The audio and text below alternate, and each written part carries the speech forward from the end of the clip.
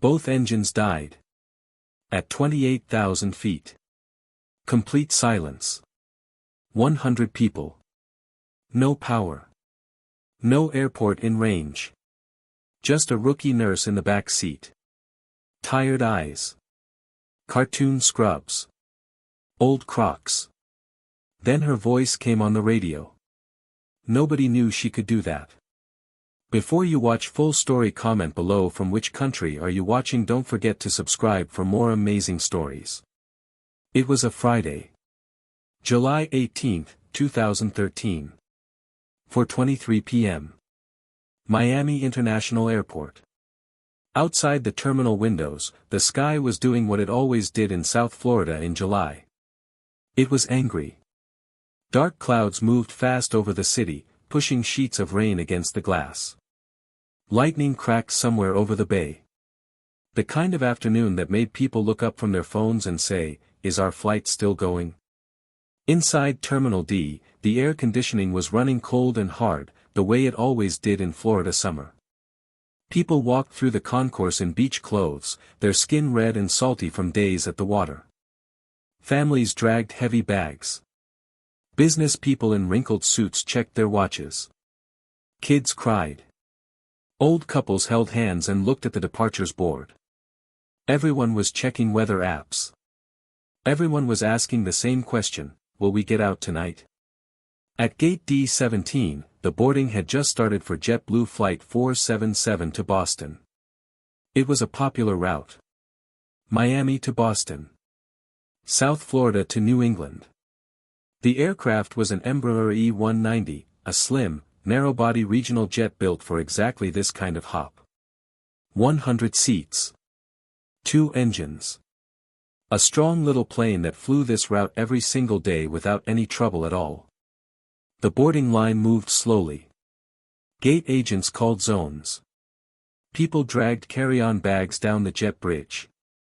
And among the tired faces moving through the door and into the cabin, one woman was particularly easy to miss. She was young.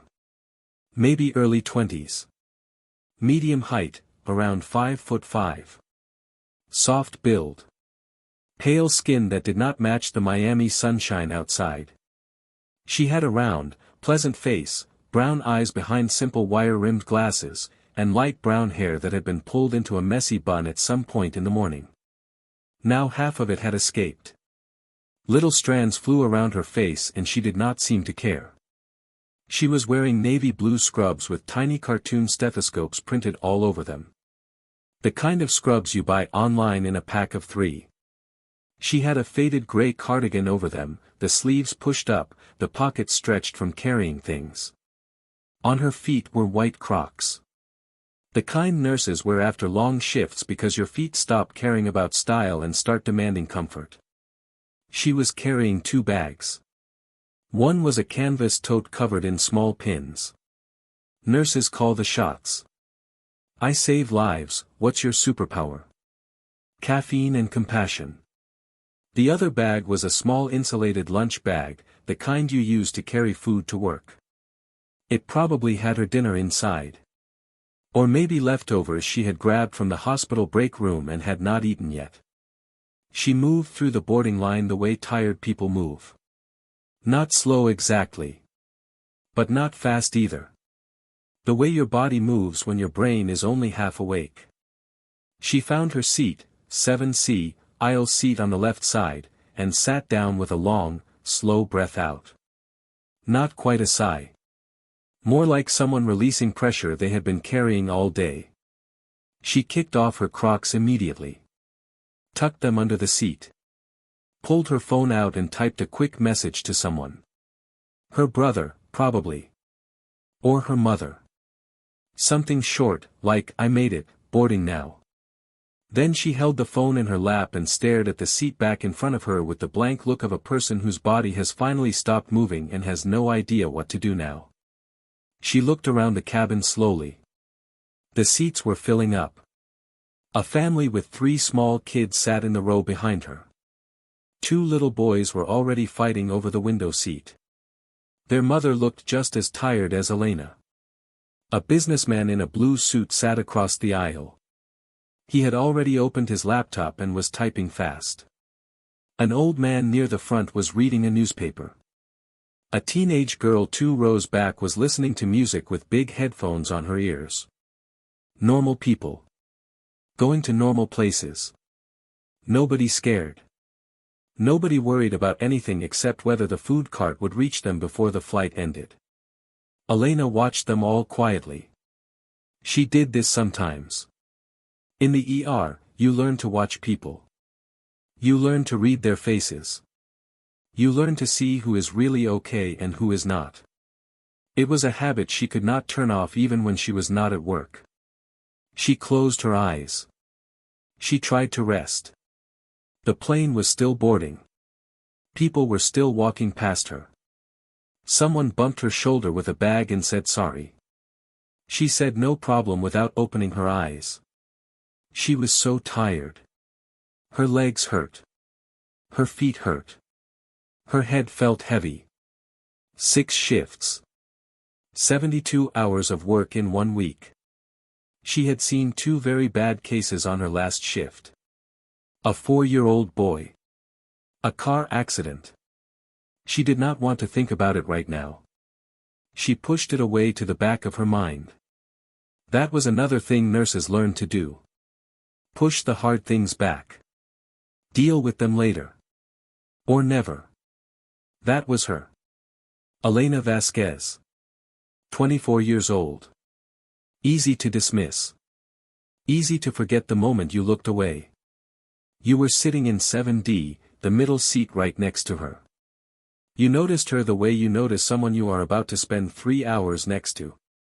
You thought, young nurse, tired, probably worked a night shift, going to sleep the whole flight.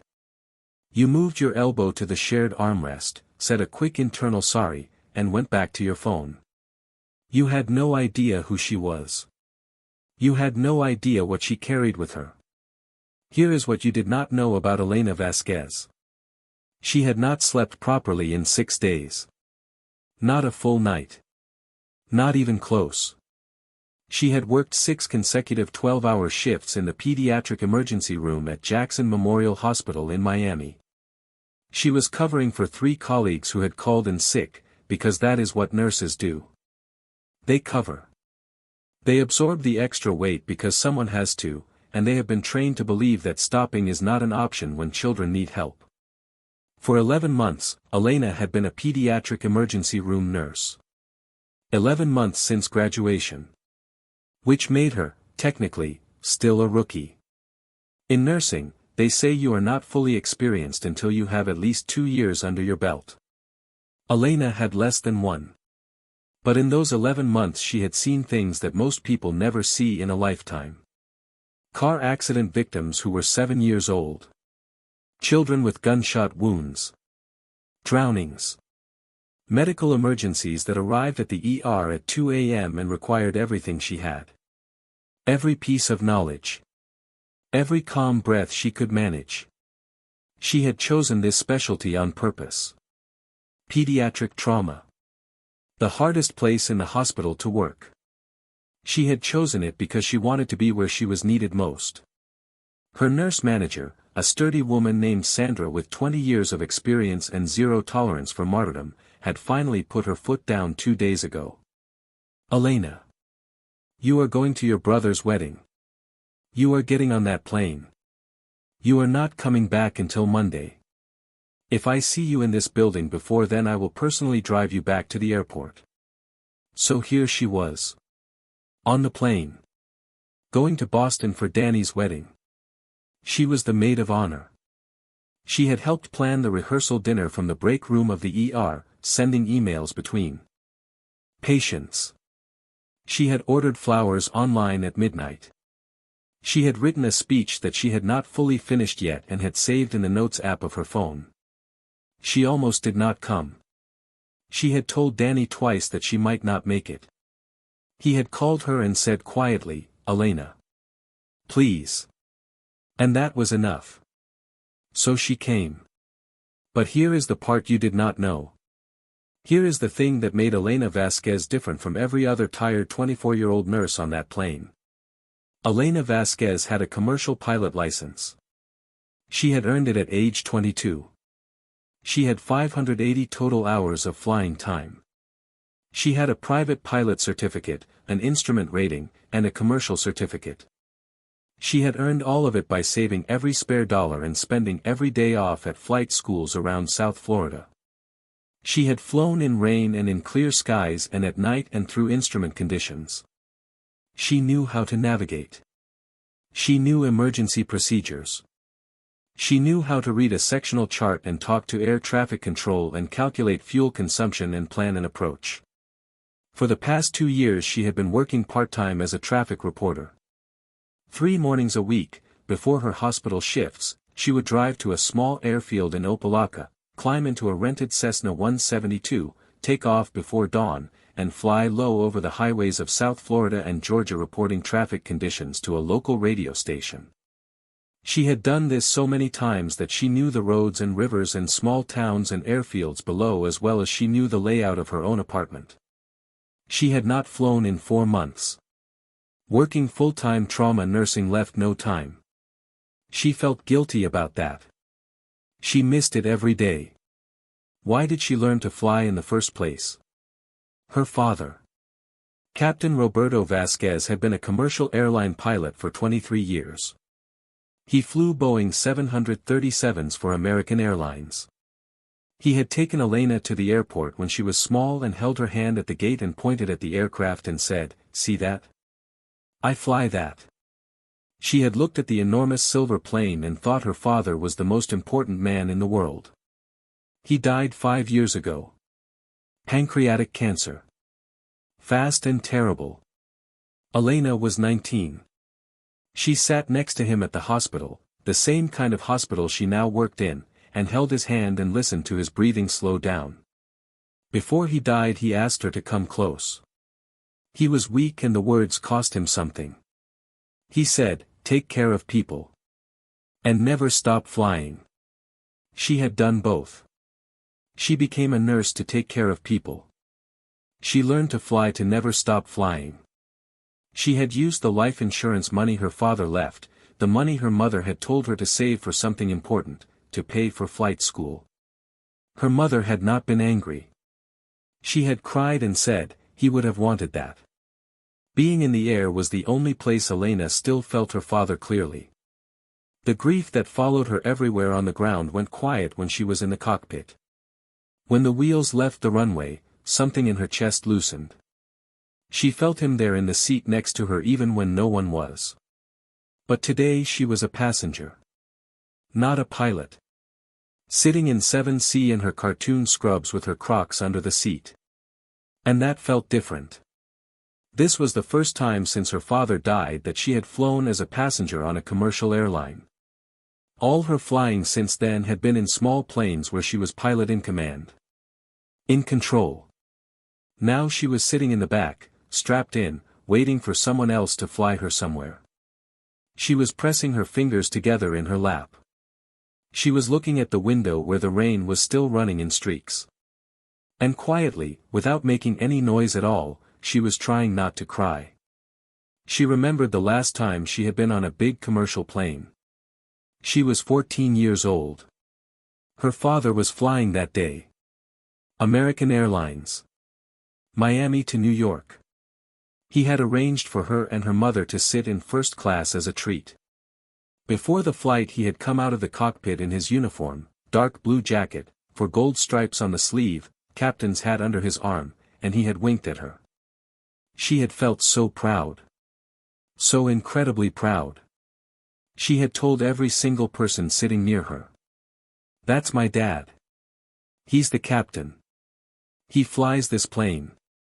Some people smiled politely. Some people did not care. She did not care that they did not care. Her dad was the captain and that was the best thing in the world. During the flight he had called her up to the cockpit. She stood between the 2 seats and looked at all the buttons and screens and dials. It felt like a spaceship. He had pointed at things and named them one by one. Altimeter. Airspeed. Heading. Vertical speed. She repeated every word back to him. He nodded each time like she had said something very important. On the way back to her seat he had said quietly, just to her, "One day you will understand all of this. You are going to be good at this." She had become a nurse. Not a pilot. But she had also become a pilot. Both.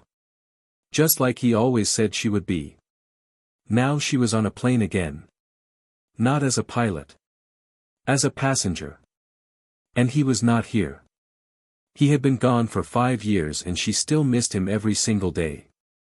Some days more than others. Today was one of the more days. She wiped her eyes quickly with the back of her hand. She put her glasses back on. She took a slow breath. The plane was moving now. Pushing back from the gate. The engines were starting. That familiar low hum that meant the aircraft was waking up. She was thinking about all the times her father had taken her to the cockpit during his flights. When she was little, before September 11 changed the rules, pilots were allowed to invite family into the cockpit during flight. She remembered standing between his seat and the first officer's seat, her small hands on the back of his chair, watching the instruments glow in the dark. He would name things for her. Altimeter. Airspeed indicator. Vertical speed. He would say the words slowly and she would repeat them. She carried all of that with her now.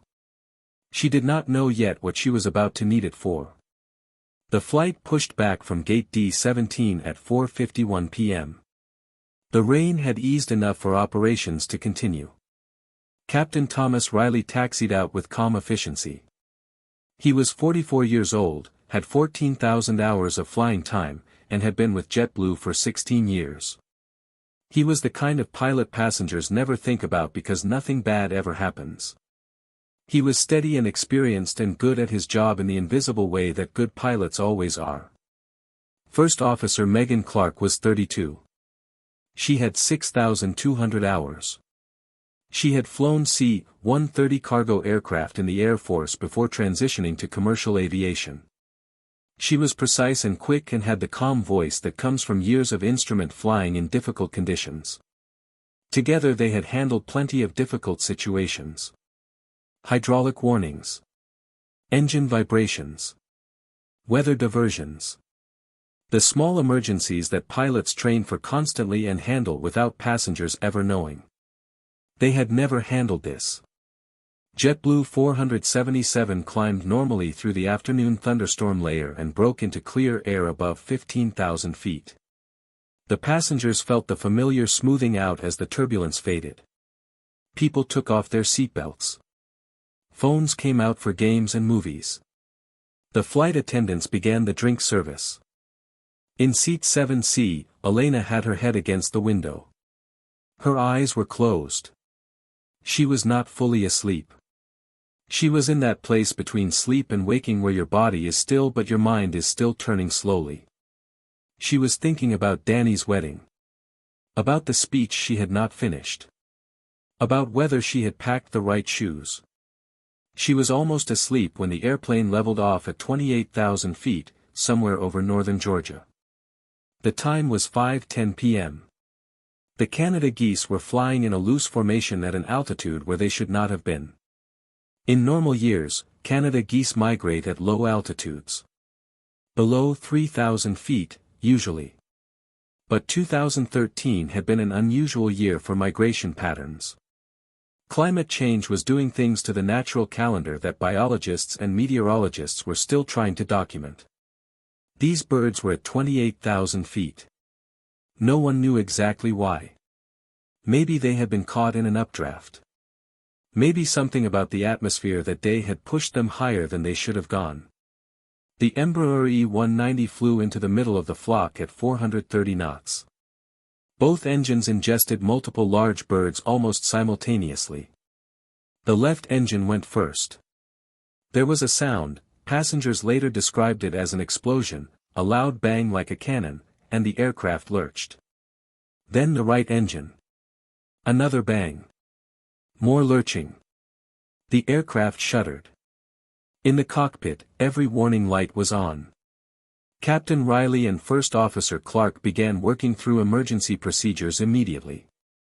This was training. This was muscle memory. Left engine restart checklist. Fuel. Ignition. Starter. Nothing. Right engine restart checklist. Fuel. Ignition. Starter. Nothing.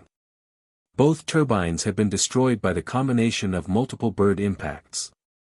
The blades that should have been spinning inside were shredded metal. There was no restarting them. There was nothing to restart. The aircraft was now a 45-ton glider. Think about that for a moment. A plane with no engines. No power. No thrust. Just a heavy metal tube with wings, falling slowly through the sky. Like a very big paper airplane. Except this paper airplane had 100 real people inside it. People with families. People with children waiting at home. People who had plans for the weekend. People who had no idea that 2 minutes ago everything changed. The pilots had about 18 minutes. After that the plane would reach the ground. One way or another. Riley looked at Clark. She looked at him. In that half-second of eye contact they both understood what they were dealing with. Not a single engine failure, which was manageable. Not a partial failure. Both engines. Zero thrust.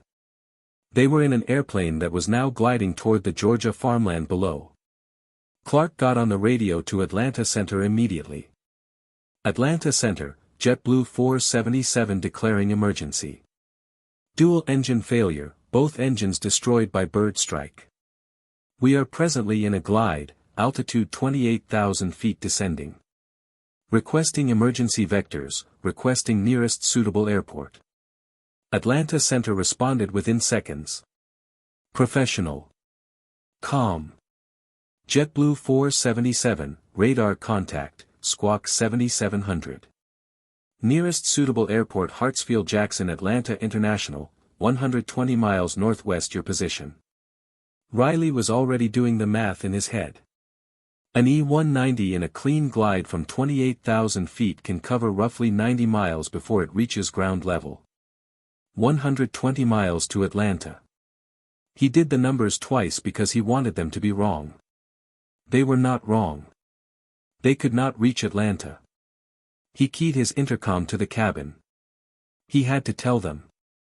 He had trained for this moment, but training does not fully prepare you for the reality of 100 people behind you who are about to hear the worst news of their lives. His voice was steady. Pilots train to keep their voices steady. Ladies and gentlemen, this is Captain Riley. We have experienced dual engine failure caused by a bird strike.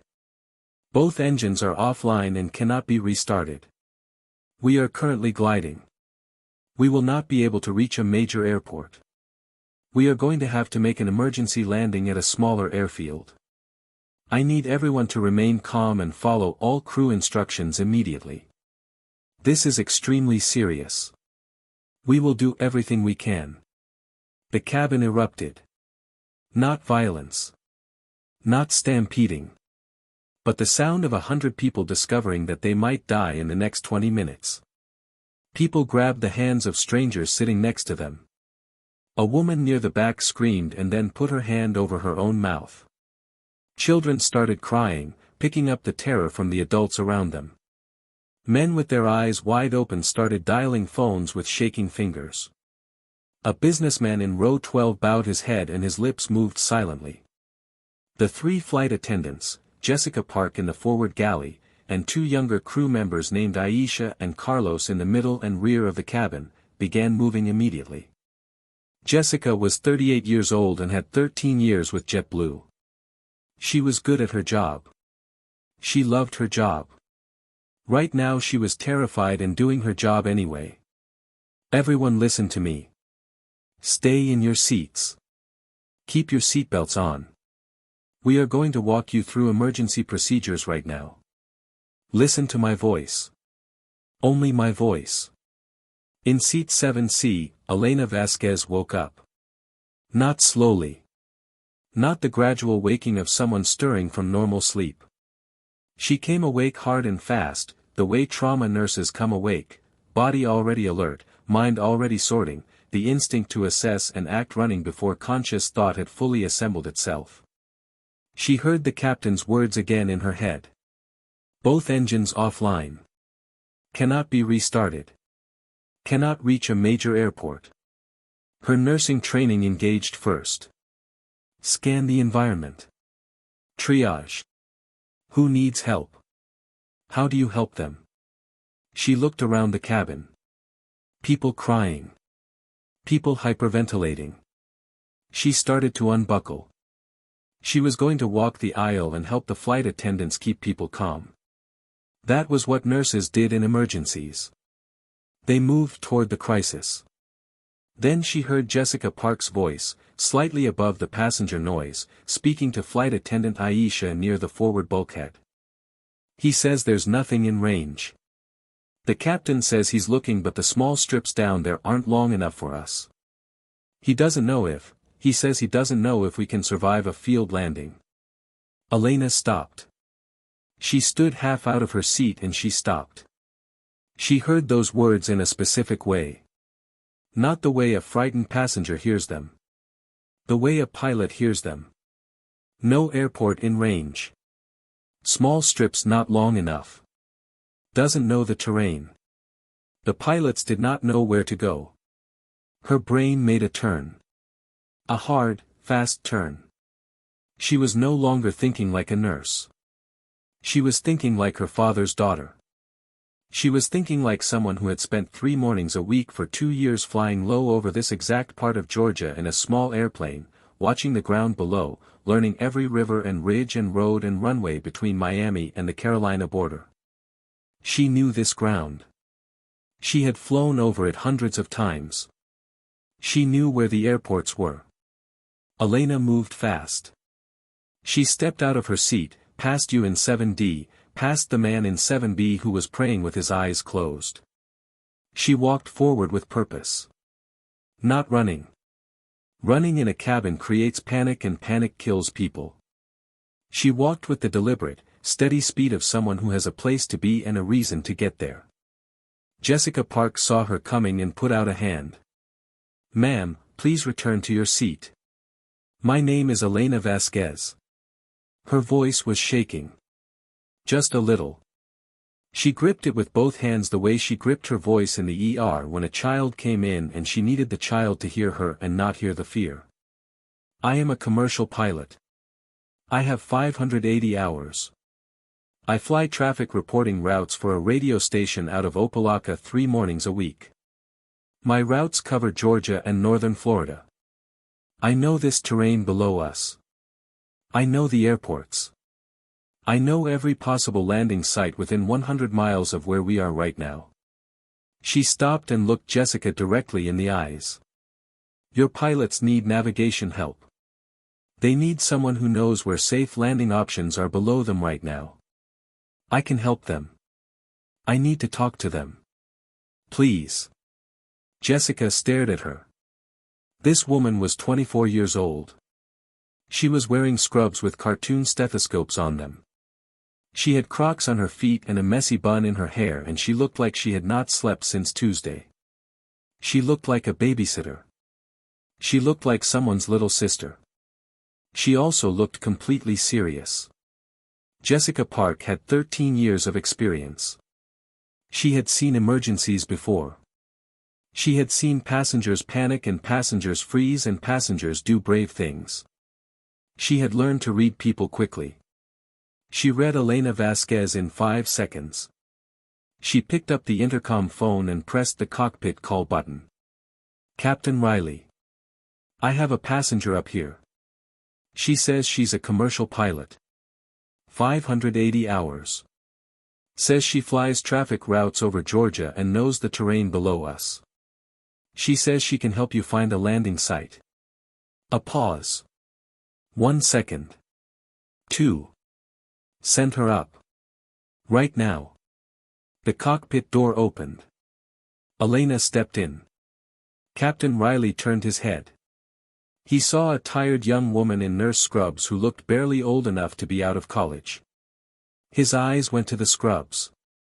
To the Crocs. To the messy hair. He started to form a doubt. Elena spoke before the doubt could grow. "Captain Riley, I'm Elena Vasquez. Commercial certificate, 580 hours, instrument rated. I fly a Cessna 172 out of Opelika for WMIA radio, traffic reporting. My route is Miami to Macon 3 times a week, every week, for 2 years. I know what's below us." She was already looking at the instruments. Altitude. Heading. Airspeed. She was reading the cockpit the way she had been taught to read it, the way her father had named the instruments for her one by one when she was small enough to stand between his seat and the first officer's seat. Riley studied her for one more second. Then he turned back to the windshield. There was no time for prolonged evaluation. There was no time for anything except finding a place to land. "We're through 22,000 feet descending. Glide range approximately 90 miles from where we started, we've used some of that. Nearest suitable is Atlanta International at 120 miles, which we cannot make. I've got small rural strips below me but nothing the E-190 can use, runways are too short. I need something with at least 5,000 feet of usable runway and preferably more." Elena was already there. She closed her eyes for exactly 2 seconds. She was flying her traffic route in her mind. She was seeing the ground from 2,000 feet the way she saw it 3 mornings a week. She was seeing the rivers and the highways and the small towns. She was seeing the airfields. She opened her eyes. Robins Air Force Base. Warner Robins, Georgia. It's 85 miles southeast of our current position. Riley looked at Clark. "I know that name," Clark said. "Military installation. I fly past it every single morning," Elena said. "It handles C-130 Hercules and C-5 Galaxy aircraft. The main runway is 12,000 feet long. 12,000 feet. You need 5,000 minimum for the E-190 and you'll have 12,000. It is absolutely within our glide range. Vector heading 145 degrees from here. I have flown this approach 100 times from above. I know the terrain, I know the ridge lines, I know what the ground looks like coming in from the northwest." Riley and Clark looked at each other. The math worked. 85 miles. They had roughly 90 miles of glide remaining. It was close. It was very close. But it was possible. And it was the only option they had. Atlanta Center, JetBlue 477. "We have a passenger on board, commercial pilot, 580 hours, who knows this area. She's recommending Robins Air Force Base, Warner Robins, Georgia, heading 145 degrees, approximately 85 miles. Can you confirm and request emergency clearance?" Atlanta Center came back in 15 seconds. JetBlue 477, Robins AFB on your 145 at 83 miles, runway 5 to 23 length 12,000 feet. Robins approach is being notified now. Emergency services are being activated. Continue present heading, will refine vectors as needed. Riley keyed the intercom. "Sit in the jump seat. Buckle in. If you know this terrain I need your eyes for the whole approach." Elena sat in the small fold-down jump seat on the side of the cockpit. She buckled the harness. Her hands were shaking but she made them still. Outside the windshield, 22,000 feet below, Georgia spread out in every direction. Green and wide and mostly flat with patches of dark forest and the silver lines of rivers running through it. She knew it. She knew every piece of it. They had approximately 16 minutes. In the cabin, Jessica Park and her crew were doing what they had trained for. Brace position instructions. How to hold the position. What to do on impact. Keep seatbelts tight. Remove glasses and sharp objects from pockets. Take off shoes with heels.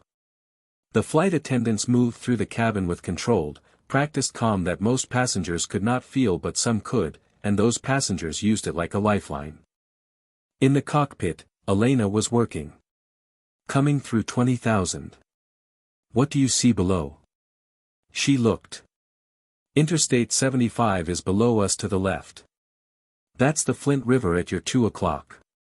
We are exactly where we should be. Robbins is ahead. Glide path? Clark asked. Elena did the numbers in her head. Altitude. Distance. Glide ratio. Her father had made her do these calculations 1,000 times. First on paper, then in her head, then in the air until they were automatic. You are slightly high. Which is good. You have margin. Don't steepen yet. Let the aircraft fly the glide naturally. Riley was quiet and focused. He had his hands on the controls and he was flying. Just flying. The way you fly when everything else falls away and it is just you and the aircraft and the ground below. 15,000 feet. I see the town of Kathleen below us. Warner Robins city limits are 5 miles ahead. Robins AFB is on the south side of the city. You will see a long runway oriented northwest to southeast. You want runway 23, the southeast heading, to land into the prevailing winds. I can see from our track that will line up well. Confirm runway length. 12,000 feet. You will not run out of runway. Hydraulics? Clark asked Riley. Minimal. We have partial flight controls. Enough to steer. Not much to spare. Landing gear. Gravity extension. It'll drop. Won't lock prettily but it'll lock. Flaps. Limited. Maybe 10 degrees. Not full. Elena heard this and processed it. Limited flaps meant they would land faster than normal. Which meant they needed more runway. Which was exactly why she had recommended a 12,000-foot military runway instead of a 5,000-foot regional strip. She had known this without being told because she understood what no flaps meant for approach speed. Her father had taught her that. 10,000 feet. I can see the airfield. Riley scanned ahead. I don't see it. Slightly right of your nose. See the large industrial complex? 2 miles south of that. The long straight line, that's the runway. I have it, Clark said. I have the field. Robins approach, JetBlue 477, we have the field in sight, Riley transmitted. JetBlue 477, you are cleared emergency approach runway 23, all equipment standing by. Wind 220 at 12. You are number 1. Runway is yours.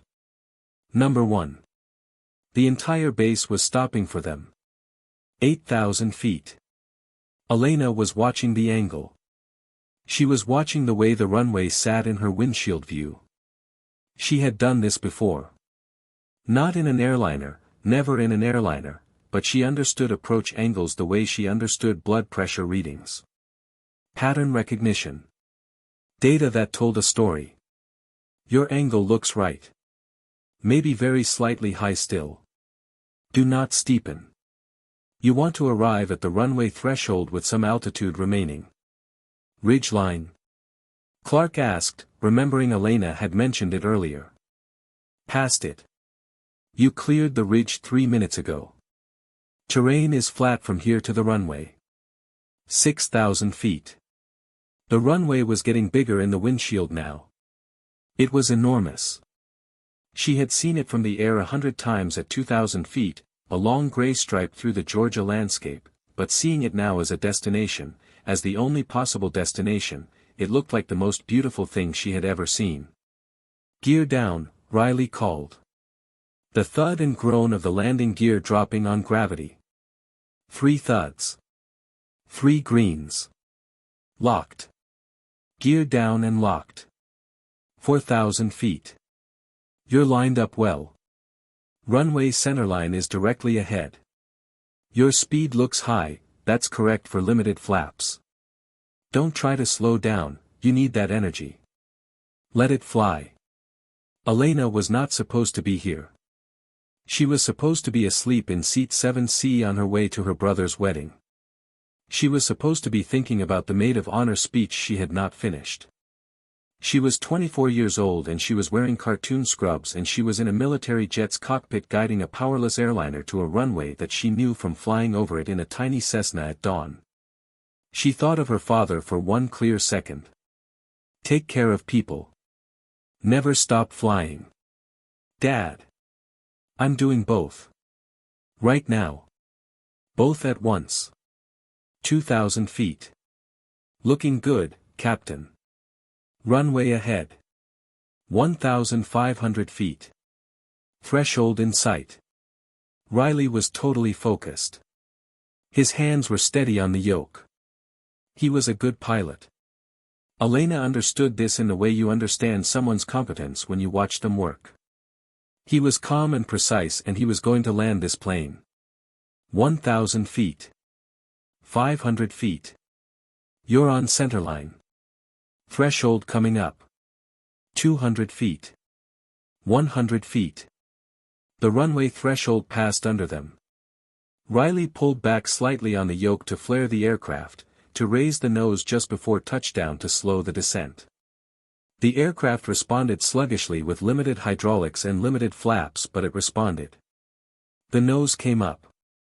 The main gear touched the runway. It was not gentle. It was hard and fast, the way a dead-stick landing always is, the way you land when you have no go-around option if it goes wrong. The aircraft bounced once, came back down, stayed down. The nose gear came down a moment later. The aircraft was rolling. Riley stood on the brakes. Clark deployed the spoilers with what hydraulic pressure they had left. The aircraft decelerated. The numbers on the runway countdown signs flashed past. 10,000 feet remaining. 8,000, 6,000. 4,000. The aircraft slowed. And stopped. Runway 23 at Robins Air Force Base, Warner Robins, Georgia. All 100 passengers. 2 pilots. 3 flight attendants. 1 rookie nurse in cartoon scrubs. All alive. The aircraft sat motionless on the runway with emergency vehicles surrounding it within 60 seconds, fire trucks and ambulances and Air Force personnel converging from every direction. For a moment no one in the cockpit moved. Riley had both hands on the yoke and he slowly let go of it. Clark exhaled in one long steady breath. Outside, the Georgia evening light was coming through the windshield and the emergency lights were flashing red and white on the runway around them. Elena sat in the jump seat with her hands in her lap. She was shaking. Not a little. Her whole body was shaking the way it shook sometimes after a particularly bad shift in the ER, after the adrenaline stopped and the reality caught up. She had learned not to fight it. You let it happen and it passes. The radio crackled. JetBlue 477, outstanding emergency landing. All services standing by. You are clear to begin evacuation at your discretion. One question from Tower: who was providing the local navigation assistance during your approach? That terrain knowledge was critical. Riley looked at Elena. He looked at the cartoon stethoscopes on her scrubs. He looked at the Crocs on her feet. He looked at the tears running down her face and the way she was gripping her own knees to stop her hands from shaking. He keyed the radio. Tower, that navigation assistance was provided by a passenger. Commercial pilot who flies traffic reporting routes locally. She knew this terrain and she guided us to your runway. She is the reason we made it here. Her name is Elena Vasquez. The tower was quiet for a moment. Understood, JetBlue 477. Please extend our compliments to Ms. Vasquez. Welcome to Robins Air Force Base. Riley turned to look at her fully. Are you okay? Elena wiped her face with the sleeve of her cardigan. She laughed, a little, even though she was still crying. I'm a pediatric ER nurse, she said. I'm always okay. Eventually. How old are you? 24.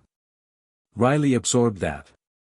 He was 44 years old with 14,000 hours and he had just been helped by a 24-year-old in cartoon scrubs. And your actual job? Not pilot. Your primary job. Elena looked at him. I'm a nurse. Pediatric trauma. Jackson Memorial in Miami.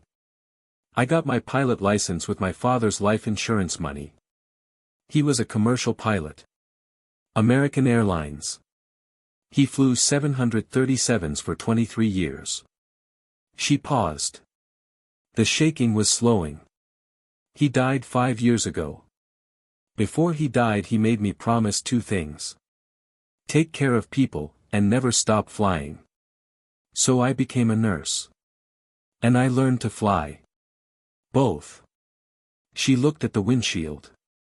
Outside, the Georgia evening was orange and pink. He would be so proud right now. Riley looked at her for a long moment. He should be, he said simply. The passengers were evacuated via emergency slides. No injuries. A few bruises. A lot of tears. A lot of people sitting on the tarmac of Robbins AFB who had never expected to see a military airfield in Georgia and were very grateful to see anything at all. Elena came down the jet bridge last, after the pilots, and walked into the waiting area that the Air Force had set up for them. People were wrapped in emergency blankets. A chaplain was moving through the group. Air Force medics were checking on passengers. Television news crews were outside the perimeter, their cameras trained on the aircraft sitting alone on the runway. Elena stood at the door and looked at the people in that room. She knew this feeling. She had seen it in the ER many times. The feeling after a very bad thing. When it is over and people are safe but their bodies have not understood that yet. Their hands were still shaking. Their eyes were still wide. Some people were on their phones talking very fast. Some people were just sitting and staring at nothing. A young man was sitting on the floor against the wall with his face in his hands. He was not crying. He was just sitting there. Elena walked over to him. She sat down next to him on the floor. She did not say anything. She just sat there beside him. After 2 minutes he looked up. He said, I have a baby girl. She is 3 months old. I kept thinking about her the whole time. Elena said, she is going to see her dad tonight. He nodded slowly. He started crying then. But it was okay. It was the right kind of crying. The kind that means you are safe now.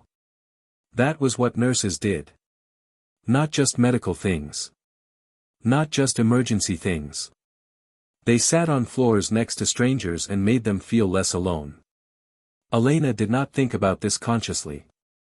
She just did it. Because it was who she was. A woman near the door looked up when Elena walked in. She was maybe 60 years old, had been sitting in row 12, and had been praying through the whole approach. She stood up when she saw Elena. You're the one, she said. You're the nurse. Elena stopped. One of the flight attendants told us. She said there was a nurse on board who was also a pilot and she went up to the cockpit to help. Elena did not know what to say to that. The woman crossed the room in 3 steps and wrapped her arms around Elena. She did not say anything else. She just held on. And around them, others were watching, and some of them were nodding. Elena stood in the middle of the room in her cartoon stethoscope scrubs with her Crocs on her feet and her messy bun completely destroyed by the most intense 20 minutes of her life, and she let someone hug her, and she thought about Danny's wedding which was tomorrow, and about the speech she still had not finished, and about her father. Her phone had 47 missed calls. Danny was among them. She called him first. Elena. Elena, are you okay? It's on the news. What happened? Are you? I'm fine, she said. I'm in Georgia. I'm fine. Tell me about the rehearsal dinner. Elena. It's on the news. They're saying a nurse helped land the plane. She was quiet for a second. I had a pilot license, Danny. You knew that. I knew you had a license. I didn't know you were going to use it to land a broken airplane. It wasn't broken. It just didn't have engines. There was a silence on the line. Then Danny laughed. A long, almost hysterical laugh. Dad would be. I know, she said. I know he would. The media story broke that night, and by the next morning it was everywhere. Rookie nurse's secret pilot license saves 100 lives over Georgia. She was just a passenger. Then both engines died. How a 24-year-old pediatric nurse in Crocs guided an airliner to safety. The story spread the way stories spread when they hit something true in people. Something about Elena Vasquez, her age, her scrubs, her Crocs, the fact that she had been going to a wedding, the dead father who had been a pilot, the promise she had kept, connected with something people recognized. She was not a hero in the Hollywood sense. She was a tired nurse who happened to know the right thing at the right time. That felt like something. Elena made it to Boston. An Air Force transport flew her and the other passengers to Logan Airport the following morning. She arrived at the wedding venue 4 hours before the ceremony with her speech still in her phone, her scrubs in a carry-on bag, and a story she had not yet fully processed.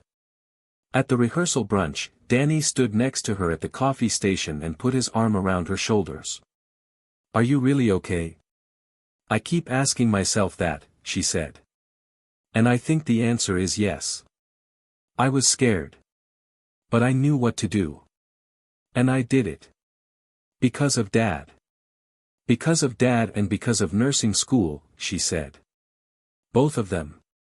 At the same time. 3 days later, in Boston, a reporter found her. She was standing outside the wedding venue in a blue dress, finally out of scrubs, finally having slept a full night. She looked different without the exhaustion and the emergency. She looked like a young woman in her 20s who had just been to a beautiful wedding. The reporter was from one of the national networks. She had been tracking Elena since the story broke. Ms. Vasquez. Can I ask you a few questions? Elena looked at the microphone. She thought about saying no. She thought about going back inside to find Danny and his new wife and eat more wedding cake. Then she thought about what her father would want her to say. She said yes. How did you know what to do? In that moment. When both engines were gone and the pilots didn't know the terrain. What made you stand up and walk to the front of that plane? Elena thought for a moment. Nurses manage crisis situations every single day. We see people in the worst moments of their lives and we have to stay calm. We have to assess the situation. We have to triage, figure out what is most critical and address it first. We have to execute the right interventions under pressure, quickly, with incomplete information, and we cannot panic. That is literally what nursing is. That is the job. She paused. Today I just did it in a cockpit instead of an emergency room. The skills were the same. Stay calm. Use your knowledge. Help people. Don't panic. My father taught me to fly. Nursing taught me to handle emergencies. Today both of those things came together. That's all. Do you consider yourself a hero? She shook her head. I'm a nurse who happened to know the terrain. Any pilot would have done the same if they knew the area. Captain Riley landed that plane. First Officer Clark flew that plane. I just pointed them in the right direction. That's all I did. What do you think your father would say? Elena was quiet for a moment. He would say, "Good girl." Both promises kept. She looked at the reporter one more time and then she excused herself and went back to Danny's wedding. When Elena returned to Jackson Memorial Hospital the following Monday, Sandra, her nurse manager, was waiting for her at the door to the pediatric unit. I told you to take 3 days off, Sandra said. I did not tell you to save 100 lives while you were at it. It sort of happened, Elena said. Also, Sandra added, and her voice was different now, softer, that was the bravest thing I've ever heard of. And I've been a nurse for 20 years. Elena put on her scrubs, the cartoon stethoscope ones, because they were her favorite, and went back to work. JetBlue reached out 2 weeks later. A representative flew to Miami to meet Elena in person. They sat in a coffee shop near the hospital and the representative asked what Elena wanted. Anything within reason. It was an open question. Elena had thought about this. I don't want to be a commercial pilot, she said. I love nursing. I love the ER. I love the kids. I don't want to leave that. Okay. But I want to keep flying. And I think, she stopped. Started again. I think healthcare workers who also know aviation are genuinely valuable. What happened on that plane happened because I knew both things. Nursing gave me the ability to stay calm and triage the situation. Flying gave me the specific knowledge I needed. What if more healthcare workers had both? The JetBlue representative leaned forward. What are you suggesting? I want to teach. I want to be a flight instructor. Part-time. I want to work at a flight school that specifically recruits nurses and paramedics and EMTs and doctors and offers them a track to get their pilot licenses. People who are already trained for emergencies. People who already understand high-pressure decision-making. Teach them to fly and you create something very valuable, people who can handle any emergency, in any environment. She looked at the representative. Help me build that. I'll keep nursing full-time. I'll instruct part-time on my days off. Honor my dad's legacy that way. The JetBlue representative was quiet for a moment. That is, he said slowly, a genuinely excellent idea. It was July again. 2018, 5 years since the day 2 engines died over Georgia. Elena Vasquez was 29 years old. She was still a pediatric emergency room nurse at Jackson Memorial Hospital, now senior staff, no longer a rookie. She had 2,000 hours of flying time. She had an instrument rating, a commercial certificate, and a certified flight instructor rating. She taught 3 afternoons a week at Opa-locka Flight Academy, which had, partly because of her and the program she had helped build, a full curriculum specifically designed for healthcare workers. The program was called the Roberto Vasquez Foundation Track. Named for her father. It had graduated 47 student pilots in 4 years. Nurses, paramedics, an emergency room physician, 2 flight medics, and a hospice nurse who had decided that learning to fly was the best gift she could give herself. Some of them had gone on to become commercial pilots. Most of them had stayed in healthcare and kept flying on the side, the way Elena did. All of them were better at their primary jobs because of what they had learned. Elena taught with the same calm she brought to the ER. She taught emergency procedures the way she ran a trauma code, methodically, thoroughly, with respect for what could go wrong. On the first day of every new student class, she told them the same thing. You already know how to do this. You already make critical decisions under pressure every day at work. You already manage fear, yours and other people's. You already triage. You already communicate clearly in emergencies. Flying is going to teach you the technical skills on top of that foundation.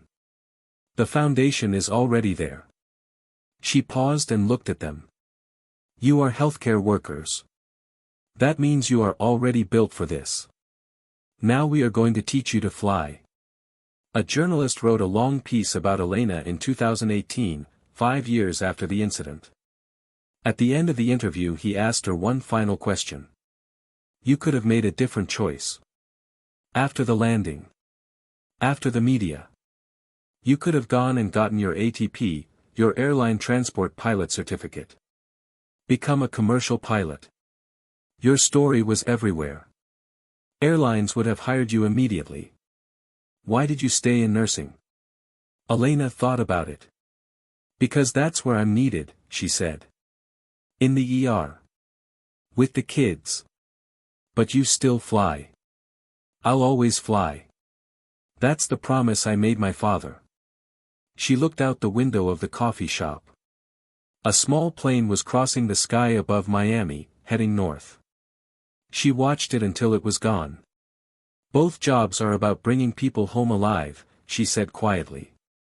My father flew airplanes and brought people home safely every day for 23 years. I work in a trauma ER and I try to bring children home to their parents every shift. Flying is just another version of the same thing. She turned back to the journalist. That's what he taught me. Before everything else. Before the instrument rating and the emergency procedures and the sectional charts. He taught me what the job was really about. She smiled. Bring them home. Always bring them home. Somewhere over Georgia, on a Friday afternoon in 2013, a tired young nurse in cartoon scrubs and Crocs sat in a cockpit jump seat and shook and cried and guided a powerless aircraft to a 12,000-foot runway. Her father had been a pilot. She had promised him she would take care of people. She had promised him she would never stop flying. On July 18, 2013, Elena Vasquez kept both promises at the same time. That is the whole story.